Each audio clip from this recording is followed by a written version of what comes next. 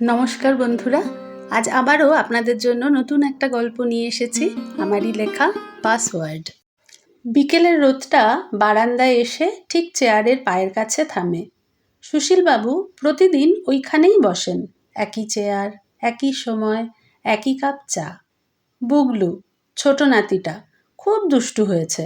কোথাও একদণ্ড চুপ করে বসতে পারে না। সারাক্ষণ হয় দৌড়চ্ছে, সোফা থেকে লাফ দিচ্ছে, নয়তো এটা ভাঙছে ওটা ছিঁড়ছে, সাথে অনর্গল এটা ওটা প্রশ্ন করে যাচ্ছে। সুশীলবাবুর কখনো সেটা ভালো লাগে, আবার কখনো না। উনি বোঝেন ওনার বয়সে এত শোরগোল, এত হইহট্টগোল ভালো লাগার কথাও না। বাচ্চারা তো দুষ্টুমি করবেই, তবে আর একটু শাসন না।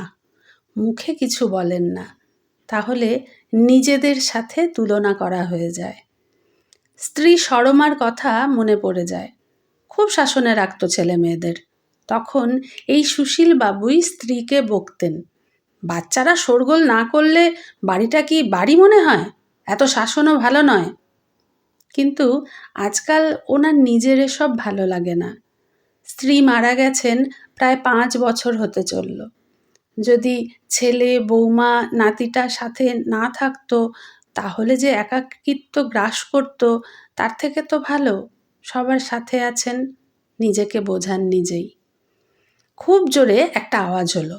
বুগলু ঘরের মধ্যে সাইকেল চালাতে গিয়ে ডাইনিং টেবিলে ধাক্কা খেয়ে নিজেও পড়েছে, সাথে নতুন কেনা কাচের গ্লাসটাও। সুশীলবাবু তাড়াতাড়ি নাতির কাছে ছুটে যাওয়ার চেষ্টা করেন, কিন্তু হাঁটুর ব্যথায় উঠতে কষ্ট। তাও নিজেকে টেনে নিয়ে যান বুগলুর কাছে। বৌমা রান্নাঘর থেকে আওয়াজ পেয়ে আগেই পৌঁছেছে, খুব বকছে বুগলুকে। সাথে শ্বশুরমশাইকেও 2-4 কথা শুনিয়ে দেয় বৌমা। সারাদিন তো কোনো কাজ নেই, ছেলেটাকে তো একটু দেখতে পারেন বাবা। সুশীলবাবু চুপ থাকেন, মনে মনে ভাবেন, আমার দেখা তোমার তো পছন্দ হয় না বৌমা। আমি শাসন করলে সেটা তোমরা পছন্দ করো না, কিন্তু মুখে কিছু বলেন না। চুপচাপ নিজের ঘরে গিয়ে চেয়ারে বসেন, চোখ বন্ধ করে নিঃশ্বাস নেন, নিঃশ্বাস ধরে রাখেন, নিঃশ্বাস ছেড়ে আবার ধরে রাখেন, আবার নিঃশ্বাস নেন, আর মনে মনে গুনতে থাকেন 1 2 3 4, 1 2 3 4। এটাকে বক্স ব্রিদিং বলে। তীব্র স্ট্রেস কমায়, মানসিক প্রশান্তি ও মনোযোগ বাড়ায়, অনিদ্রাও দূর করে। ইউটিউবে দেখে শিখেছেন। যখনই খারাপ লাগে কোনো কিছু, তখনই সব কিছু ভুলে এটা করেন, আরাম পান। হঠাৎ গায়ে ধাক্কা, চোখ খুললেন। হয়ে গেল, তিনি এসে দাদুর ঘরে আশ্রয় নিয়েছেন।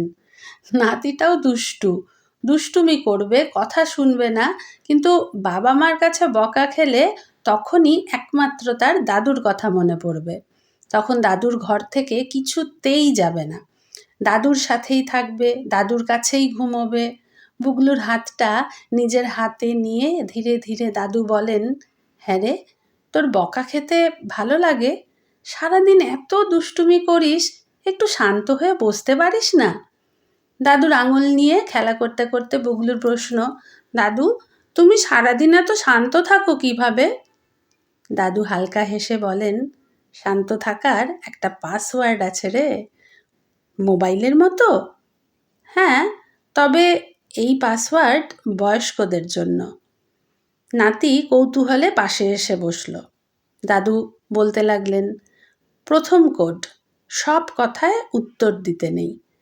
বয়স বাড়লে বুঝবি, চুপ থাকা মানেই হার নয়, অনেক সময় সেটাই শান্তি। দ্বিতীয় কোড, সব কিছু আগের মতো হবে এই আশা ছেড়ে দেওয়া, যা বদলাবে না সেটা নিয়ে যুদ্ধ না করা। আমরা আমাদের শর্তে জীবন কাটিয়েছি, এখন আমাদের ছেলে মেয়েদের সেই সময়।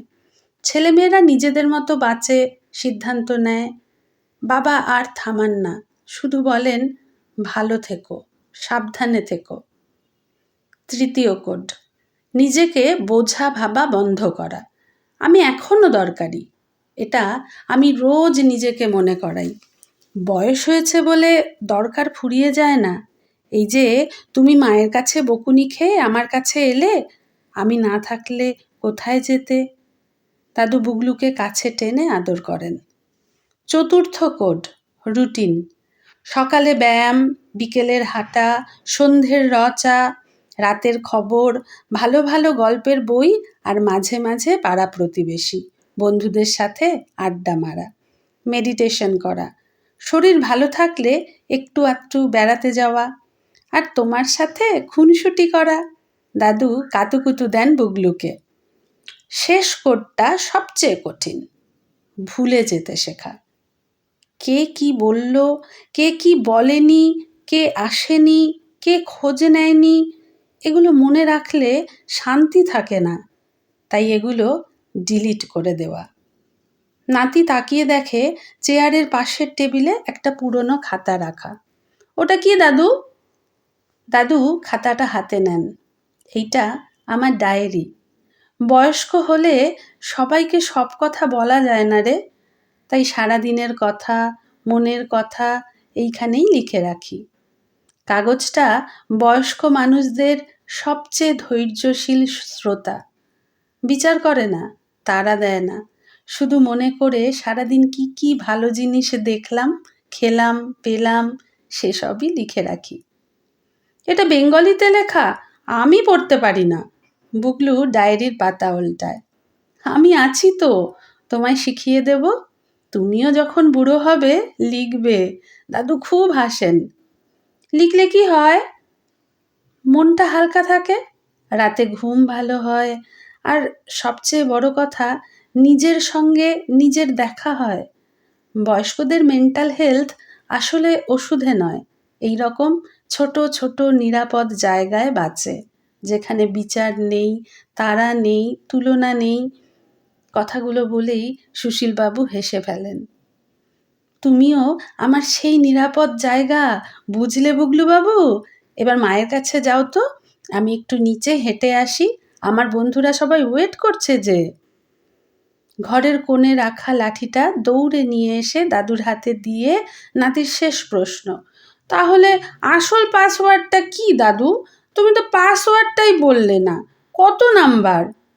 সুশীলবাবু নাতির হাত থেকে লাঠিটা নিয়ে খুব জোরে হেসে ফেলেন।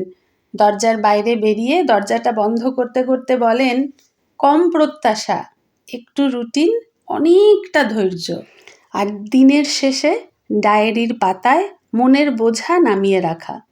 অভিমান জমাই না, হাসি জমাই। এটাই আমাদের ভালো থাকার পাসওয়ার্ড।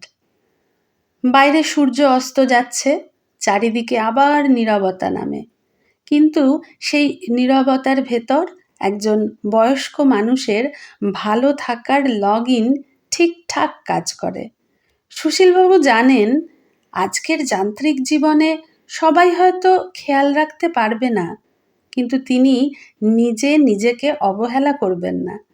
হাত উঁচিয়ে সামনেই একদল হাঁটার সঙ্গীদের জানান দেন তিনিও এসে গেছেন।